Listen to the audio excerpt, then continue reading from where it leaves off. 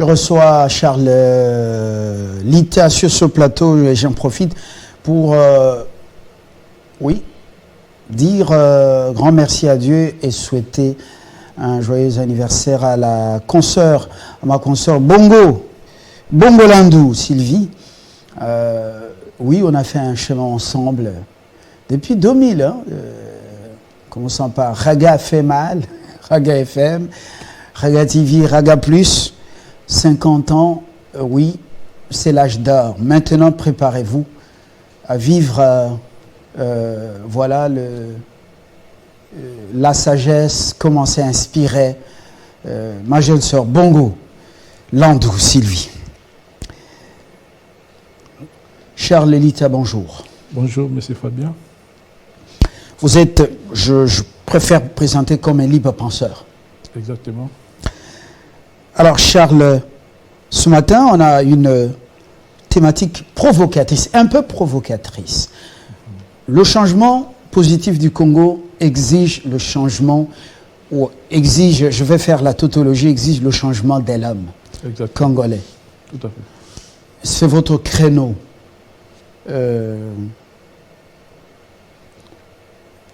Pourquoi vous êtes parti de ce constat? Bon, en fait, nous, en tant que... je me présente, je suis politologue de formation, et puis, comme la science fait que nous sommes chercheurs, et nous avons poussé les recherches jusqu'à chercher les problèmes qui fait que certaines sociétés soient moins développées ou avancées. Et cela nous a abouti à dire que c'est l'homme qui est le vrai problème, le vrai facteur de développement. Alors, il fallait réfléchir là-dessus et nous avons constaté qu'il y a un manque de bon sens. D'où il fallait quand même conceptualiser quand même les bons sens avec une authenticité, dont la bomotologie. Nous avons fait une science... Bomotologie. La bomotologie. Là, vous êtes c'est un néologisme, n'est-ce pas? Oui. Bomoto. Et vous avez ajouté logie, donc bomotologie. Oui.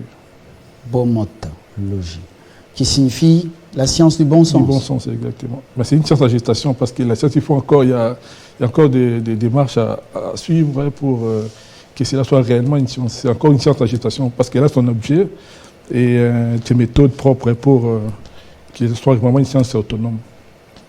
La Bible nous dit que l'homme est né...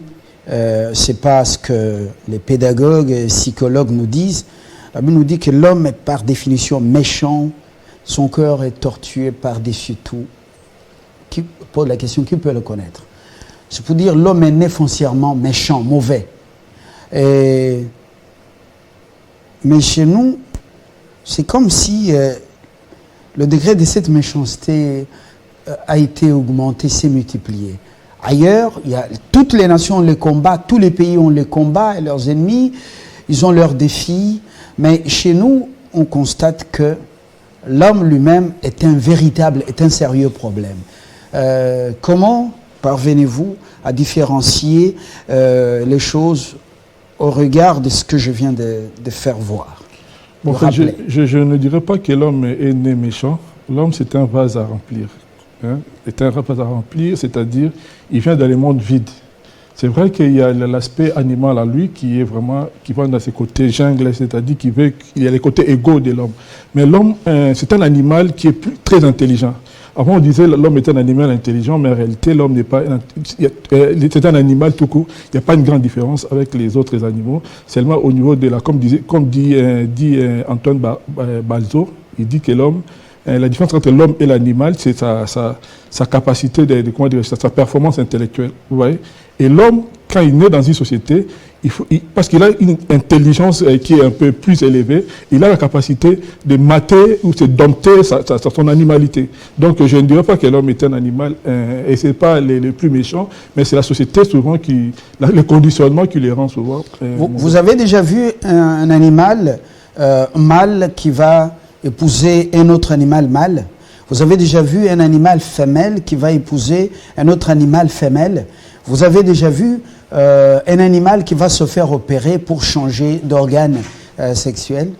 Bon, tout dépend du paradigme que l'homme opte. Je dirais sincèrement, la bromontologie est là pour ça, justement. Il y a ce qu'on appelle, nous sommes dans le paradigme occidental, qui est un paradigme, disons, rationnel, mais cette rationalité se base sur les matérialismes. Et la bromontologie vient pour nous ramener au début. En fait, l'homme est un être est lié à la nature, en fait. Il devait fonctionner selon la nature. Mais malheureusement, il y a ce paradigme occidental qui veut que ce paradigme expansionniste, hégémoniste, qui nous a amenés à arriver là où nous sommes aujourd'hui arrivés. Je voudrais qu'on quitte un peu la philosophie pour nous adresser aux téléspectateurs. Exactement. Entre Antoine, dont j'oublie le deuxième nom, auquel Antoine qui? Balzo. Banzo. Balzo, oui. Anthropologue. Ouais. Et Dieu qui a parlé dans la parole, à qui est-ce qu'on doit faire plus confiance? Dieu dit l'homme, il est né avec un cœur mauvais, tortueux, méchant. Antoine dit, c'est l'homme, il vient dans un vide, c'est un vase qu'il faut remplir. Et comment expliquer que l'homme congolais, d'ici ou d'ailleurs, ayant fréquenté des grandes universités en Occident, en Asie, même celui qui est resté au pays, comment expliquer qu'il soit le même type d'homme? Quand on le met aux affaires pour aider son pays, sa nation, il est méchant et il détruit tout ce qu'il trouve. Il remplit ses poches au détriment de la communauté et de la nation. Et ça, à l'étranger, même ceux qui sont à l'étranger congolais, c'est un vase vide qu'on a rempli avec des valeurs. Et comment expliquer ce contraste? Bon, en fait, dans la bromontologie, nous parlons, il y a plusieurs thématiques que nous abordons. Et cette réalité, c'est par rapport au conditionnement, comme j'ai dit. Aujourd'hui, les paradigmes qui s'opposent, toutes les questions des paradigmes, j'ai dit tantôt, la bromontologie, c'est quoi? C'est la science du bon sens. C'est-à-dire, quand vous avez les bons sens, c'est là où vous saurez déterminer ce qui est bien et ce qui est mauvais. Et quand vous avez ces notions-là, la notion du bien et du mal, automatiquement, il y a des hommes bons, vous parlez des hommes méchants, mais il y a des hommes, vous savez, dans cette même société, il y a des hommes il y a des hommes purs, des hommes qui peuvent vous faire des choses excellentes. Il y a des exemples sont là partout dans toutes les sociétés. Alors, c'est quoi? Tout ça est lié au conditionnement. Dans la bromontologie, on parle des tendances universelles, c'est-à-dire ce qui a poussé les modes de développement. On parle des tendances africaines, de type traditionnel. Ouais. Et cette tendance veut que l'homme puisse mettre en évidence ses plaisirs des sens et l'ego, en fait. Et c'est ce qui entraîne tout ce que nous voyons aujourd'hui, les mal que vous déplorez aujourd'hui, les Congolais mauvais, parce que nous avons embrassé les paradigmes occidentaux, mais encore, on n'est pas en phase avec leur vision. Et puis, ils ont fait, excusez-moi de dire, les autres ont fait un dessin de manière à ce que, parce que nous sommes des pays riches, nous sommes des débauchés des pays occidentaux, ils ont voulu nous conditionner. Au-delà de la perversion, oui. L'homme occidental, il a l'amour de sa patrie. Il a l'amour de son pays. Il ne peut pas comploter avec vous, Africains, ou qui pour trahir son pays. Au-delà de la perversion, il y a des valeurs qu'ils ont gardées, justement. Mais chez nous, lorsque l'homme qui est un vase vide, qu'on a rempli, parfois en Occident, né en Occident, on a rempli là-bas, quand il vient dans son propre pays, il se comporte en mercenaire. Quel est le problème à ce niveau-là? Bon, en fait, même avec des valeurs, oui, exactement. Des valeurs en Occident. Quand il vient, c'est le jour et la nuit, il est mercenaire dans son propre pays. Comment expliquer ça? Bon, excusez-moi de vous dire, la bromontologie ou les bons sens, c'est la rationalité des rationalités. Les Occidentaux ont leur rationalité. Vous avez parlé des valeurs qu'ils ont. Certes, c'est parce qu'il y a des besoins. Mais le problème de l'Africain ou des Congolais, c'est de s'en procurer des valeurs humaines, des vraies valeurs humaines. Je vous vois avec un bouquin là. Comment il est intitulé? Bromontologie, notion basique. La bromontologie. Oui. Notion basique. C'est vous qui avez écrit. Exactement. C'est en cours. Hein, en fait. D'ici là, il sera Est-ce que vous ne voyez pas que vous nous amenez là dans la philosophie bantou avec Père Timpels vous n'êtes pas en train de nous amener dans les nuages là, alors que sur le terrain, les réalités sont tout autres. Il y a ce qu'on appelle la bromatologie normative et la bromatologie pratique. La bromatologie normative, c'est ce que je suis en train de faire maintenant, c'est essayer d'expliquer les notions de manière générale, qu'est-ce que c'est la bromatologie, quelles sont les valeurs qu'il faut avoir pour avoir les bons sens. Et ces valeurs-là nous amènent dans une interprétation au niveau de l'essence des choses. Quand on interprète déjà mal l'essence des choses, et ça pose problème. Et ici, la bromatologie, on va aider à la population ou les Congolais d'avoir quand même une capacité de bien définir d'abord les concepts, de bien définir les mots. Quand on dit l'intelligence, c'est la capacité, la faculté de comprendre, de ne pas se méprendre l'essence des mots, des significations des faits ou encore la nature des choses. Alors la bromatologie vient justement pour donner ces éléments. Il y a plusieurs points qui ont été abordés, c'est-à-dire plusieurs valeurs qui seront transmises aux Congolais et qui va permettre à ces Congolais-là d'agir avec ces valeurs-là. Et c'est notre travail que nous sommes en train de faire pour que les Congolais changent. Nous voulons en faire une pensée sociale. Parce que ce qui nous détruit, c'est que les Congolais n'ont pas une vision globale. Les Congolais est il est dans les méli-mélos, en fait. Il mélange tout. Il n'y a pas une philosophie claire comme les Occidentaux. Par exemple, la Chine qui a sa vision, la France qui a sa vision, ou l'Europe de manière générale. Mais nous, on n'en a pas. Et nous sommes venus proposer cette philosophie pour que les Congolais de demain, que cette philosophie soit enseignée, par exemple, dans les entreprises, même au niveau du gouvernement, leur apprendre quelles sont les vraies valeurs humaines. Parce qu'il n'existe pas deux humains. Il n'y a qu'un seul humain. Et l'humain, là, nous aussi, nous en faisons partie. Comment expliquer les autres sont dans l'opulence et nous sommes ceux que nous sommes alors que nous avons été favorisés de manière naturellement. Vous voyez. Et alors, c'est pas évident. Je ne sais pas de quelle valeur nous parlons exactement.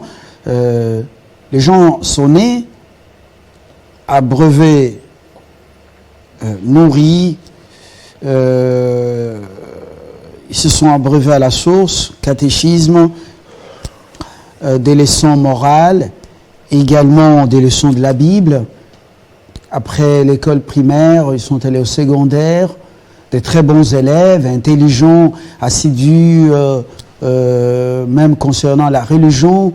D'autres ont embrassé la prêtrise, certains la vie laïque, jusqu'au grand diplôme. Ils reviennent, sont dans la société, mais ils sont trempés dans la corruption, dans les massacres de leurs frères et sœurs, de leurs parents, pour juste les affaires personnelles. Et puis, l'animal dans la forêt, il chasse et attrape quand il a faim. Dès qu'il a attrapé, il a faim. Il peut même laisser l'autre une partie de la nourriture aux hyènes et d'autres vautours voilà.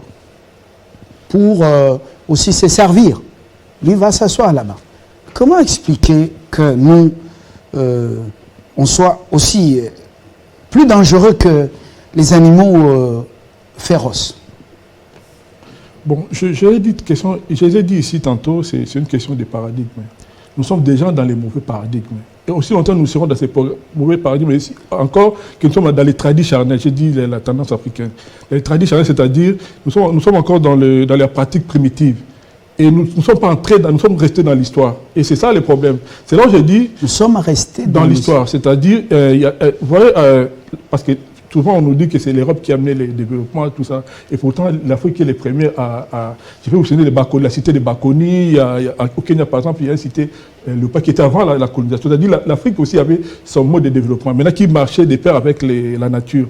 Mais malheureusement, avec le paradigme occidental qui est arrivé pour nous conditionner, c'est-à-dire, il a voulu détruire d'abord ce que nous avons comme base en termes de réflexion, en termes de vision, de pensée, parce que l'homme est dans la nature.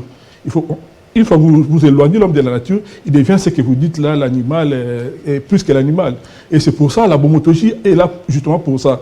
Il nous apporte des valeurs qui vont ramener l'homme, qui sera en harmonie avec la nature, avec lui-même et avec l'autre. Et c'est ce que nous appelons d'ailleurs les biens. Et lorsque l'homme va atteindre ces niveaux-là, parce que l'objectif de la bomontologie, c'est quoi? C'est d'interpeller et de conscientiser l'homme sur les valeurs humaines. Et toutes les sciences qu'on a apprises ne nous ont pas enseigné le bon sens, vous le croyez? Non, ça n'existe pas dans aucune science qui parle du bon sens. Il y a des éléments par ça et là, mais c'est pourquoi quand j'ai dit c'est une science... Vous n'avez pas étudié l'éducation civique politique? Vous n'avez pas étudié la morale à l'école primaire? Oui. Vous n'avez pas étudié ce qu'on appelait civisme? Aujourd'hui, initiation à la nouvelle citoyenneté. Vous n'avez jamais appris ça? Bon, en fait, tout ça... On enseigne toujours le bon sens. Tout ça, non, ce n'est pas les bons sens. Il y a ce qu'on appelle un désordre imano-identitaire, c'est-à-dire chacun veut prévaloir de ses valeurs, comme les cultures. J'ai dit tantôt ici, la vraie valeur, c'est l'humanisme. Alors, les autres cultures sont des adaptations. Malheureusement, ces adaptations ont connu aussi, ont subi le côté animal de l'homme. Vous voyez, l'homme est un animal, comme j'ai dit, doté d'intelligence un peu plus élevée que les animaux de manière générale. Et c'est cette intelligence-là qui fait de l'homme différent des autres. Alors, ces hommes-là qui ont... je parle de l'Occident qui a trouvé la quiétude en Afrique, qui vient en tant qu'expansionniste. Il nous impose sa philosophie, c'est-à-dire l'idée c'était d'exploiter l'Afrique, vous voyez. Et quand l'idée d'exploiter l'Afrique, c'est de l'autre côté, il faut abrutir les autres. Parce qu'on ne peut pas travailler, on ne peut pas chercher les richesses de l'autre, en même temps les donner l'intelligence. Non. Et malheureusement, cela a continué. Vous savez, l'homme c'est comme une machine à programmer.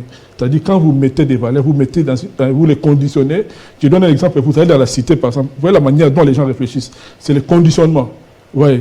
Et l'homme africain a été conditionné, même toutes ces théories que vous voyez, politiques et tout ça, c'est parce qu'il me semble des paradigmes matériels. C'est-à-dire, même les pasteurs que je vous ai suivi tout à l'heure, vous parlez des pasteurs, comment un pasteur peut aller louer un député devant la chaire. C'est parce que les sous-bassements, c'est le matérialisme. Tout le monde court derrière le matériel. Alors l'homme, c'est pas ça. Il y a même la notion de l'anagogie, que nous en parlerons plus tard parce que... Voilà, je sens que vous êtes beaucoup philosophique. Oui. Le bon sens, qui doit l'inculquer dans l'homme une fois qu'il est sur la terre? Vous parlez de ce livre, ça doit être enseigné au gouvernement central, voilà, dans les institutions. Mais qui doit inculquer le bon sens?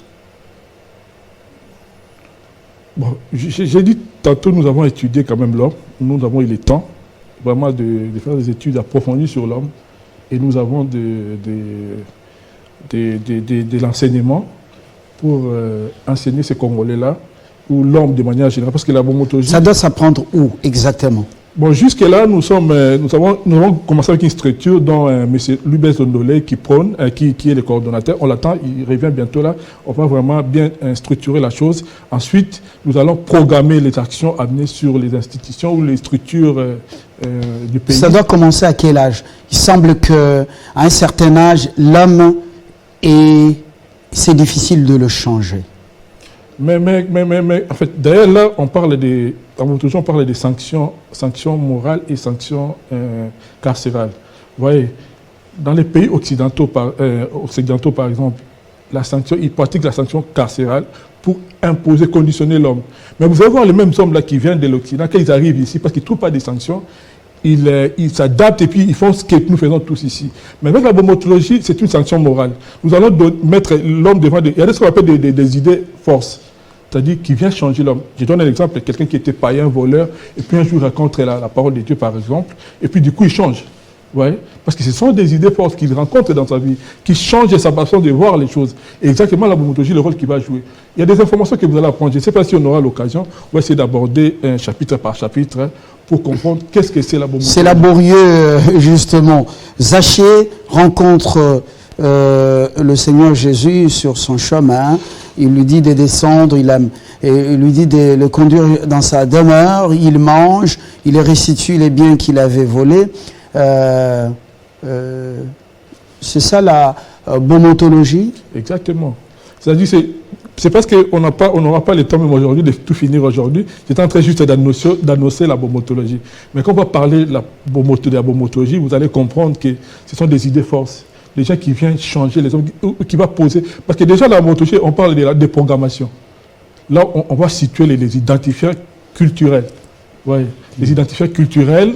Et à partir de ces identifiants, nous pouvons savoir les actions justes à mener sur tel peuple ou tel environnement. Ouais.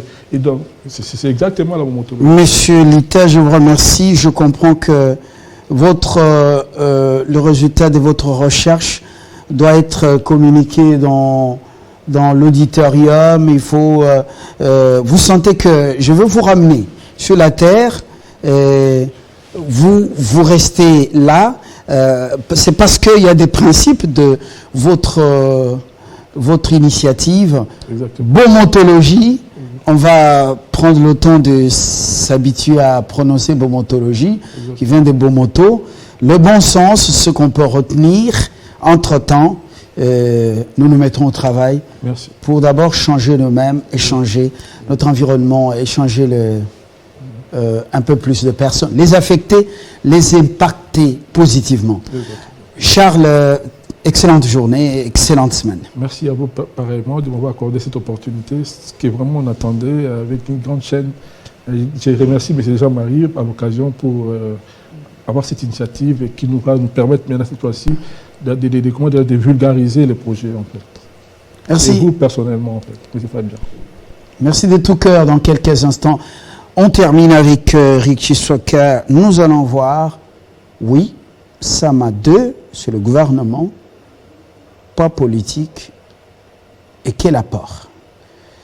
Nous allons vers les élections justement. Télé 50, nous sommes une chaîne d'information panafricaine.